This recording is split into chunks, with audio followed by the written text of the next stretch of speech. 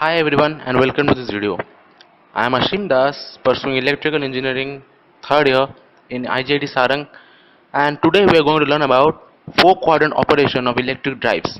So now let's move on and learn about what it is and how it works. So before advancing further, it is essential to know the meaning of electric drives. So what are they?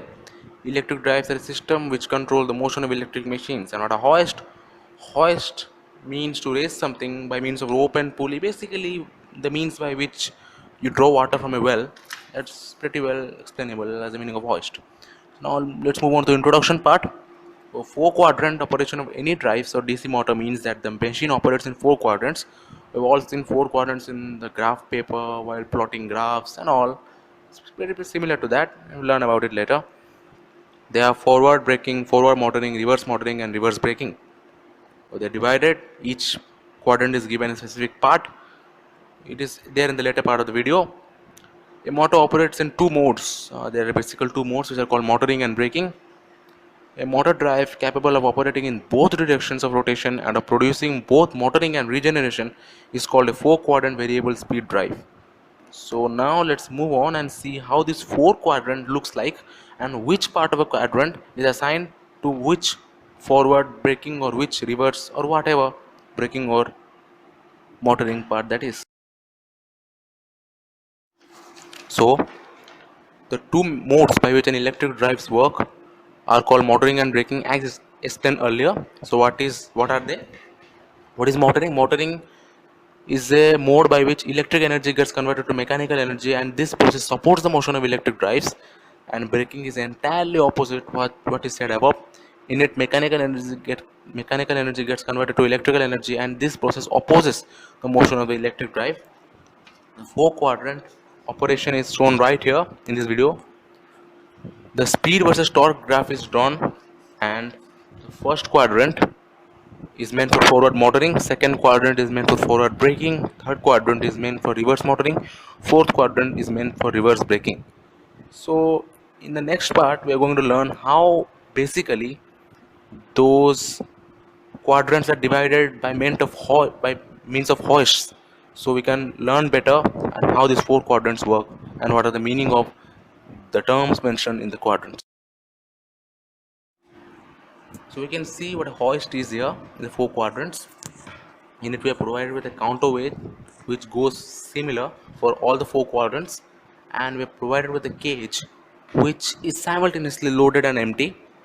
On the first quadrant, in the forward motoring type, we have a counterweight and a loaded cage.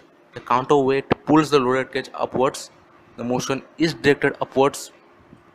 Omega m and torque are located in the anti-clockwise direction, and TL moves in the clockwise direction.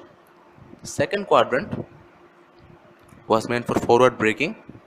So in it, a counterweight is provided with an empty cage.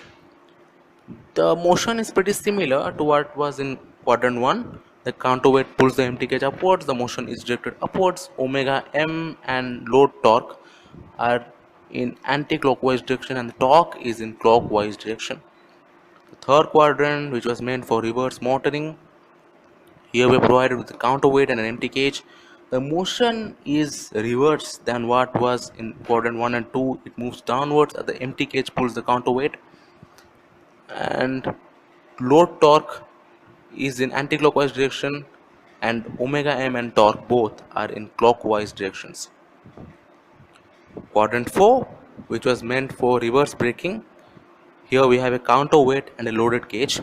So here the motion is similar as it was in quadrant 3. Here the loaded cage pulls the counterweight downwards, motion is directed downwards. Omega m and load torque both are in clockwise direction, and torque is in anti-clockwise direction.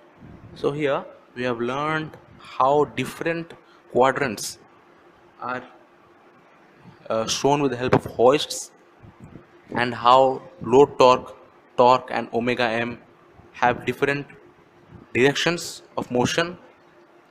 Now let's move further in this video and learn each of the quadrant movements specifically.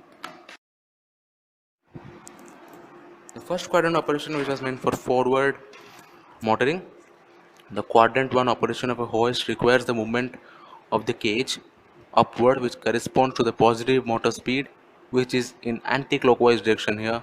This motion will be obtained if the motor produces positive torque in anti-clockwise direction equal to the magnitude of load torque TL1. Since the developed power is positive, it is forward motoring operation. The motor power, when it is positive, it is called forward, and when it is negative, it is called reverse. The motoring is when electric energy gets converted to mechanical energy and the motion is supported, and the braking is entirely reverse, as I've told in the earlier part of the video. So now let's learn about second quadrant operation. The second quadrant operation was meant for forward braking. So here, operation in the quadrant 2 is obtained when an empty cage is moved up. Since the counterweight is heavier than an empty cage, it's able to pull it up. In order to limit the speed within a safe value, motor must produce braking torque equal to TL2 in clockwise or negative direction. Since speed is positive and developed power is negative, it is forward braking operation. The third quadrant operation was meant for reverse motoring. Here, the operation is obtained when an empty cage is lowered. Since an empty cage has a lesser weight than a counterweight, the motor should produce a torque in clockwise direction. Since speed is negative and developed power positive, this is reverse motoring operation. About the four quadrant operation, which was meant for reverse braking. The four quadrant operation is obtained when a loaded cage is lowered. Since the weight of a loaded cage is higher than that of a counterweight, it is able to come down due to gravity itself. In order to limit the speed of a cage within a safe value, motor must produce a positive torque T equal to TL2 in anti-clockwise direction. As both power and speed are negative, drive is operating in reverse braking.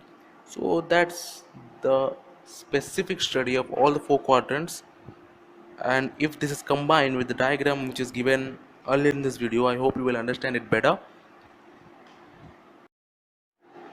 At last we come to the conclusion and the end of the video, where we learn about the four quadrant operation of electric drives.